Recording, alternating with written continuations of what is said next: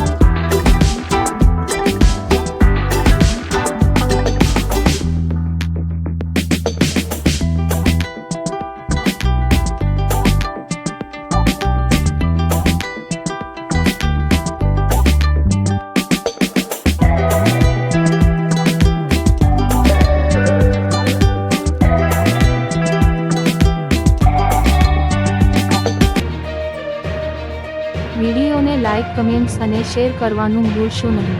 વધુ સમાચાર જોવા માટે અમારી ચેનલ પલટવાર ન્યૂઝને સબસ્ક્રાઇબ કરો અને નોટિફિકેશન બેલ પણ દબાવો, જેથી ચેનલ પર આવતા દરેક વિડીયોની સમયસર અપડેટ મળતી રહે।